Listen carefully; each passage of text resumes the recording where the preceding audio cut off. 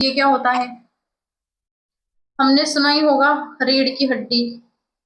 यही होता है, इसका मेन नाम होता है रीढ़ की हड्डी, वर्टिब्रल कोलम एंड मेरुदंड।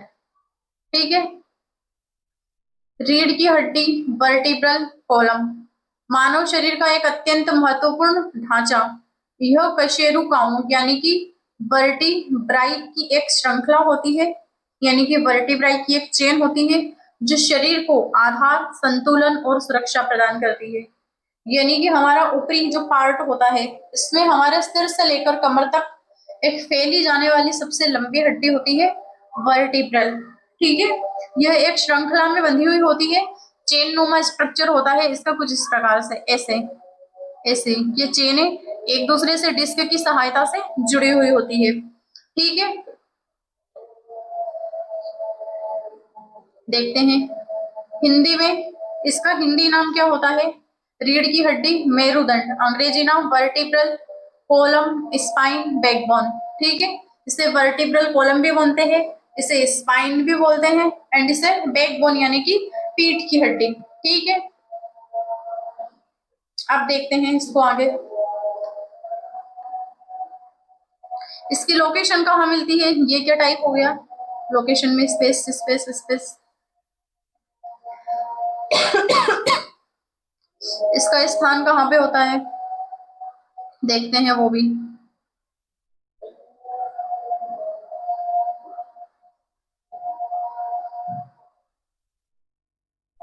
इसकी लोकेशन देख लेते हैं।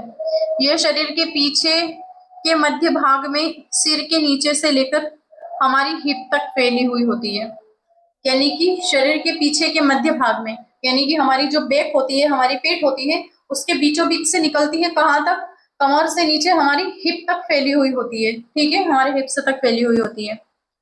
यह सिर का भार सहन करती है और शरीर को खड़ा करने, चलने और मोड़ने में मदद करती है। ठीक है, यह हमारे सिर का भार भी उठाती है, हमारे शरीर का मूवमेंट भी करवाती है, ऐसे ऐसे किधर भी हम मूव कर सकते हैं, खड़ा करने में, चलने में और मोड़ने में मदद करती है। ठीक है, कौन? रीढ़ की हड्डी।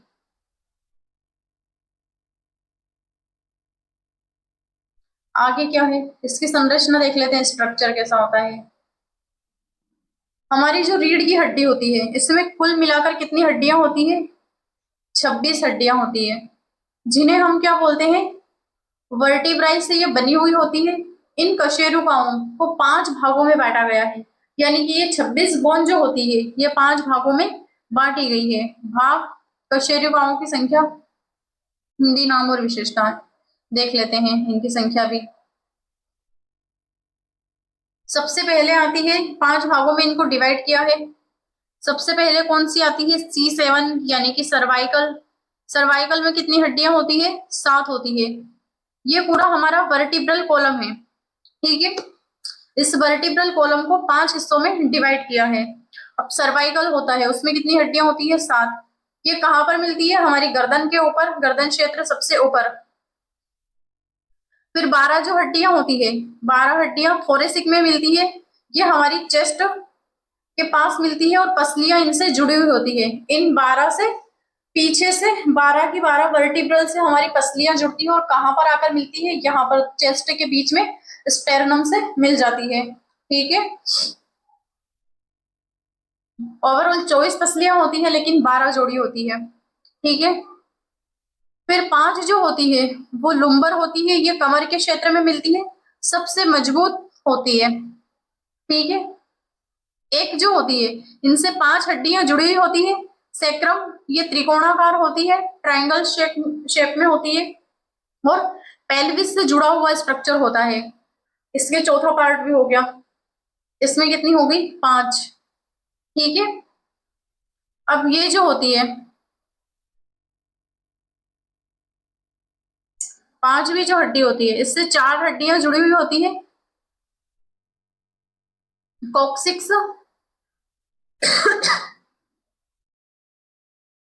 कॉक्सिक्स एंड पूंछ की हड्डी यानी कि tail bone, coccyx and tail bone. ठीक है, देखते हैं ये कैसे जुड़ी हुई होती है। इनको 4 पार्ट में, 5 भागों में डिवाइड किया है। कुल कितनी 26 हड्डियां होती है हमारे वर्टिब्रल कॉलम में। कितनी? C7। इसको क्या हो गया? कितनी हो गई? C7। लुम्बर कितनी होती है? T12। Thoracic, lumbar 5, L5। ठीक है, C1 एंड C1। ठीक है, 7 5 12 12 24 और 1 1 24 और 2 26। ठीक है, न्यू स्लाइड आ गई। कुल 26 हड्डियां हो गई। आज हम गिनेंगे 26 के 26 हड्डियां। ठीक है, प्रत्येक जो कशेरुका होती है, कशेरुका यानी कि वर्टिब्राई। अब ये वर्टिब्राई की संरचना देख लेते हैं, यानी कि प्रत्येक वर्टिब्राई की संरचना देख लेते हैं। हर कशेरुका यानी कि वर्टिब्राई ये भाग होते हैं। कौन कौन से भाग होते हैं?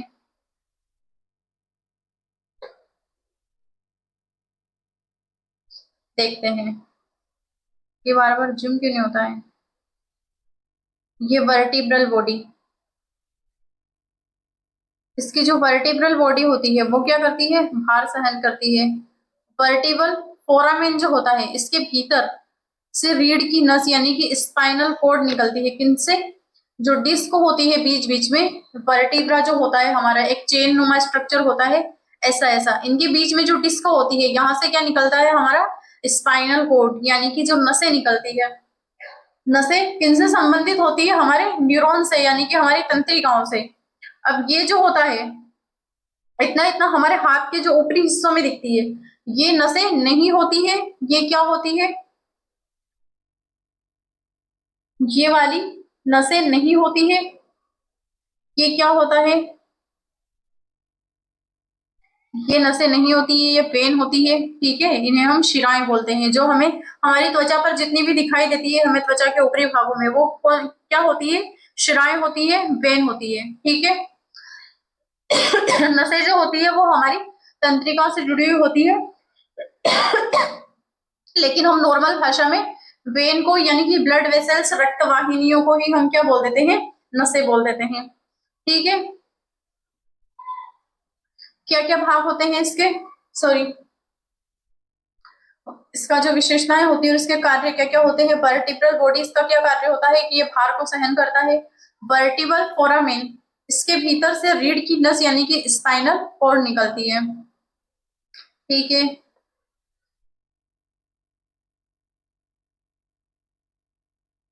अब तीसरा क्या कार्य होता है इसका? Spinal spinous process. ये क्या होता है? हमारे जो स्पाइनस होता है,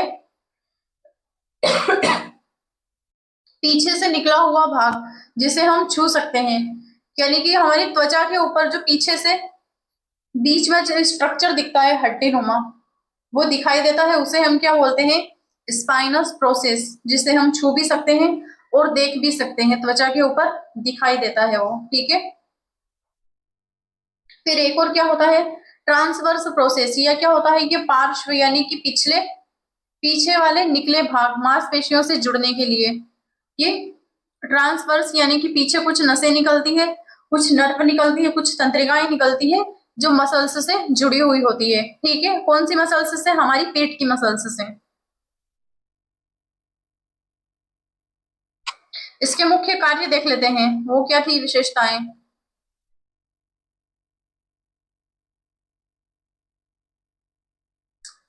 इसके भाग और विशेषताएं देखी हमने। कौन कौन से भाग होते हैं? पहला है वर्टिब्रल बॉडी, ये भार को सहन करता है।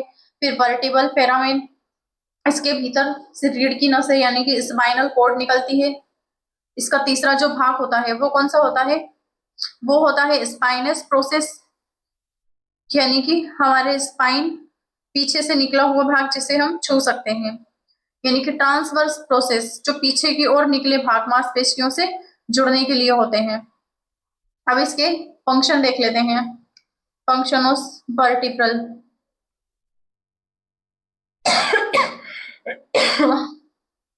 इसका मुख्य कार्य क्या होता है? वर्टिब्रल कॉलम का सहारा देना। किसको? सिर को सहारा देगी। गर्दन और शरीर के ऊपरी भाग का भार उठाना।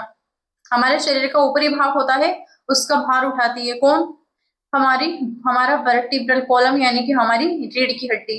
संरक्षण, रीढ़ की नस स्पाइनल कॉर्ड की सुरक्षा करती है। ठीक है, हमारी जो स्पाइनल कॉर्ड होती है, हमारा मेरुदंड जो होता है उसकी सुरक्षा करती है कौन? हमारी रीढ़ की हड्डी। ठीक है, अब तीसरा क्या कार्य होता है इसका? ये गति व लचीलापन, शरीर को झुकने और घूमने और मुड़ने में क्षमता देना। यानी कि हमारा शरीर झुकता भी है तो हमारे वर्टिब्रल कॉलम की वजह से ये गति प्रदान करता है, ये लचीलापन देता है, शरीर को झुकाने, घुमाने और मोड़ने में क्षमता प्रदान करता है। ठीक है, ये झटकों से सुरक्षा देता है, जैसे कि हम किसी बस में बैठे या फिर किसी कार में बैठे, अचानक ब्रेक लग गया तो हमें झटका लगता है, लेकिन उस झटके से हमारी डिस्क में कोई चोट न लग जाए। हमारी वर्टिब्रल कॉलम के बीच बीच में जो फॉल होते हैं उनमें डिस्क निकलती है, उन डिस्क में न्यूरॉन होते हैं, उन न्यूरॉन में कोई चोट ना लग जाए, उन झटकों की मदद से शरीर से बचाती है। वो झटके खुद सहन कर लेता है कौन? हमारा वर्टिब्रल कॉलम। ठीक है, अब कुछ विशेष तथ्य देख लेते हैं इसके।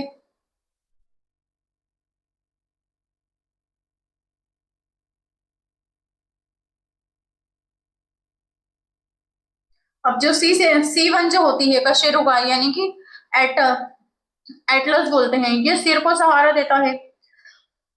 ऊपरी हिस्से में C7 सर्वाइकल में 7 हड्डियां मिलती है, उसमें से जो पहली हड्डी होती है उसका क्या काम करता है? एटलस का कार्य करती है, वो सिर को सहारा देती है, हमारे ब्रेन का पूरा भार उठाती है और हमारे ब्रेन को सहारा देती है कौन? हमारा एटलस। C2 कशेरुका एक्सिस करती है, सिर को घुमाने में सहायता करती है। एक्सिस यानी कि घुमाना, मूवमेंट करना, तो ये सिर को ऐसे ऐसे घुमाने में कौन सहायता करता है? सी सर्वाइकल की दूसरी हड्डी। इंटरवर्टिब्रल डिस्क जो होती है, इंटरवर्टिब्रल डिस्क जो होती है वो नरम होती है, फ्लेक्सिबल और कुशन जैसी संरचनाओं जो कशेरुकाओं के बीच में होती है। यानी कि हमारा जो वर्टिब्रल होता है उनके बीच में क्या क्या होती है? नरम, फ्लेक्सिबल और कुशन जैसी संरचना, यानी कि वही तंत्रिकाएं और डिस्क होती है। ठीक है, बीच बीच में जैसे कि ये दो चेन एक साथ जुड़ी हुई है, इनमें कुछ जगह बची हुई होती है, यहाँ पे कुछ लिगामेंट होते हैं मसल्स के, इन लिगामेंट में क्या होते हैं? बड़े फ्लेक्सिबल नसें होती है जिन्हें हम डिस्क्रियर न्यूरॉन बोलते हैं। ठीक है, आज मेरे गले में बहुत दिक्कत हो रही है। अब देख लेते हैं निष्कर्ष। रीढ़ की हड्डी हमारे शरीर, निष्कर्ष देख लेते हैं इसका। रीढ़ की हड्डी हमारे शरीर की रीढ़ की तरह कार्य करती है, यानी कि हमारे शरीर में एक रीढ़ की तरह कार्य करती है, नाम ही है रीढ़ की हड्डी। यह हमें संतुलन देती है, सुरक्षा, सहारा और गतिशीलता प्रदान करती है। ठीक है, हमारी बॉडी का संतुलन बनाती है, हमें सुरक्षा देती है, हमें सहारा देती है और गतिशीलता प्रदान करती है। हमारा शरीर यदि मूवमेंट कर रहा है तो इस स्पाइनल की वजह से। ठीक है, स्पाइन की वजह से। इसकी संरचना बहुत मजबूत और लचीली होती है ताकि हम हर दिशा में हिल सके। इसके स्ट्रक्चर जो होता है वो बहुत मजबूत तो होता है, लेकिन इसके साथ साथ लचीला भी होता है ताकि हम हर दिशा में हिल सके, मुड़ सके, मूवमेंट कर सके। ठीक है,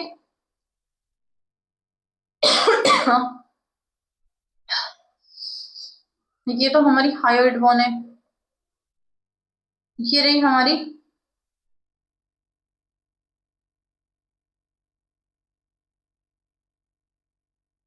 हमारा वर्टिब्रल कॉलम। ठीक है, कौन सा? ये रहा,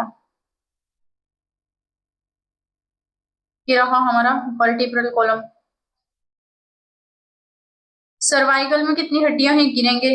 ओवरऑल हमारे वर्टिब्रल कॉलम में कितनी हड्डियां होती है? 26 हड्डियां। देखते हैं, गिनते हैं। सर्वाइकल में C7, इसमें 7 हड्डियां मिलती है। कैसे? ये रही 1 2 3 4 5 6 7। ठीक है, सर्वाइकल में 7 हड्डियां हो गई। अब देखते हैं जो 12 हड्डियां होती है थोरेसिक,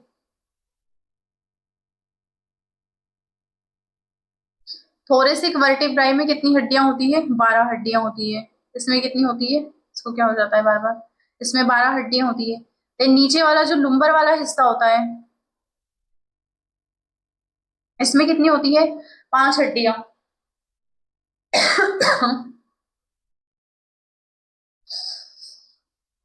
7 5 12 12 24, सेक्रम S1 C1, ये L5, ठीक है।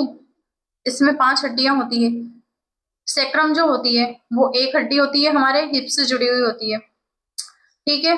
ये भी किसका हिस्सा होता है, हमारे वर्टिब्रल कॉलम का। ये हमारी हिप्स का हिस्सा होता है पूरा, हमारी हिप यहाँ से जुड़ी हुई होती है। यहाँ पे S1 एक हड्डी यहाँ पे मिलती है। देन ये जो कोकिक्स मिलती है, इसे हम बोलते हैं टेल बोन, यानी कि स्तनधारी जीवों में ये मिलती है। जो जीव जिनमें पूंछ होती है उनमें यह हड्डी की लंबाई बढ़ती रहती है, लेकिन ये हड्डी हमारे शरीर में भी मिलती है, इसकी लंबाई नहीं बढ़ती है, ठीक है। तो ये हो गया हमारा वर्टिब्रल कॉलम, ठीक है। सर्वाइकल में 7 हड्डियां,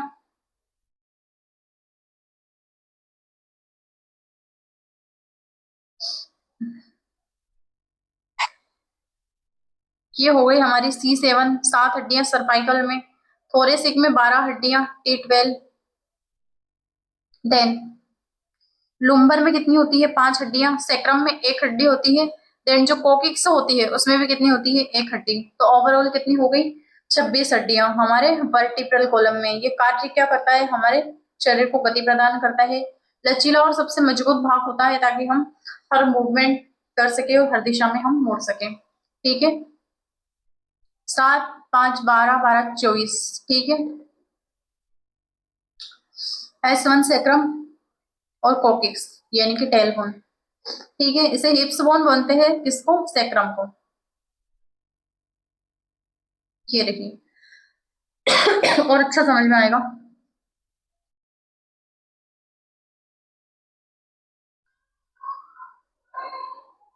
structure of the segment of spine, यानी कि स्पाइन की संरचना और इनके सेगमेंट, ठीक है। सर्वाइकल में कितनी हो गई, 7 हड्डियां हो गई। ये रहा पूरा हमारा सर्वाइकल, जो हमारी गर्दन का हिस्सा होता है। थोरेसिक, जिनसे हमारी पसलियां जुड़ी हुई होती है, पीछे से आती है और आगे जुड़ जाती है हमारी पसलियां सारी, ठीक है। लुम्बर, इसमें 5 हड्डियां जुड़ती है। सबसे मजबूत हिस्सा होता है ये हमारी कमर का हिस्सा होता है यहाँ तक, ठीक है। देन ये जो सेक्रम होती है ये हमारी हिप्स बोन होती है, इससे हमारी हिप्स जुड़ी हुई होती है। इसके नीचे भी एक हड्डी मिलती है, कोकिक्स, ठीक है, इसे हम बोलते हैं टेल बोन।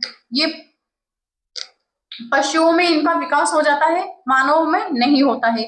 पशुओं में यही जो कोकिक्स वाली हड्डी होती है ये बढ़ती जाती है, जितनी लंबी उनकी पूंछ होती है उनकी पूंछ तक ये हड्डी बढ़ती जाती है, इसलिए इसे हम टेल बोन कहते हैं, ठीक है। अब ये जो हमारा वर्टिब्रल कॉलम है, हमारे वर्टिब्रल कॉलम से कुछ डिस्क निकलती है और इसमें छोटे छोटे होल होते हैं, ठीक है। ये रही, ये हमारे वर्टिब्रल कॉलम का पहला भाग हो गया, ऊपर का बॉडी, ठीक है। वर्टिब्रल पेरामिना, इससे क्या डिस्क निकलती है। स्पाइनल प्रोसेस, इसमें नसें निकलती है, हमारे न्यूरॉन निकलते हैं जो मसल्स से जुड़ते हैं, ठीक है।